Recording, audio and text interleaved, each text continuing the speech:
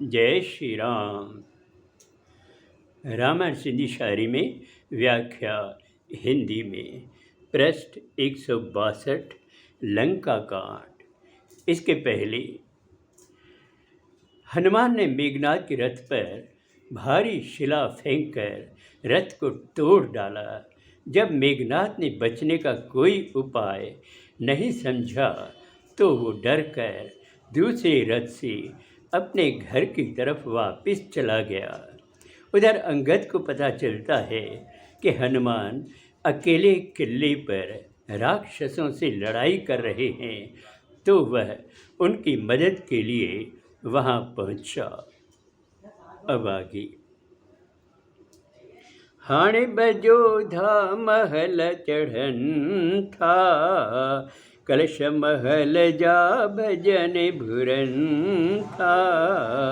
रावण ते डप छाया छाई, मायन सभिनी आफत भाई। अब महल पर दो योद्धा हैं और महल के कलशों को तोड़ रहे हैं। रावण के मन में डर छाया हुआ है और सभी औरतें भी डरी हुई लग रही हैं। दुश्मन दल हीणो कयो, डिठन डीह जो अंत। हनुमत अंगद टिप ॾिनो, पहुता जित भगवंत। अब शाम होने लगी और जब दुश्मनों के दल को कमज़ोर कर दिया गया हनुमान और अंगद के द्वारा, फिर उन्होंने देखा अब शाम हो रही है, तो वे कूद कर नीचे आए और वहाँ पहुँचे जहाँ भगवान श्री राम थे।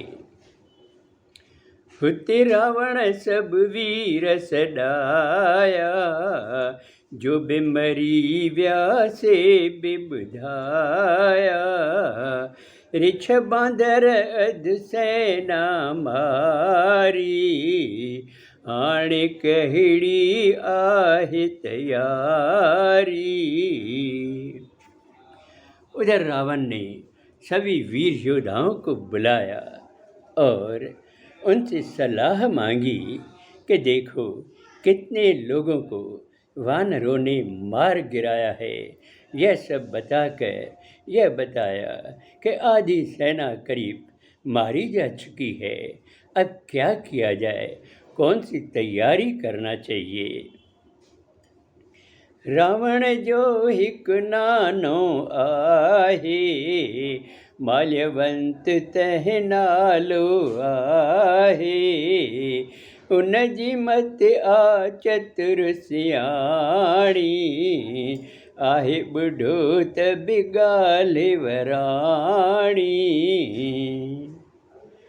रावण का एक नाना है माल्यवंत, जो अति चतुर है, बुद्धिमान है बूढ़ा। फिर भी उन्होंने अपनी सलाह रावण के सामने रखनी चाहिए। जिय सीता खे तो चोरायो, अप सुणने उन वक्त वरायो। हाण बि सीता डे मोटाए, राम नाम में प्रेम लगाए। माल्यवंत ने रावण से कहा कि जब से तुम सीता को चुरा कर लाए हो, हर वक्त अपशगुन होते रहे हैं।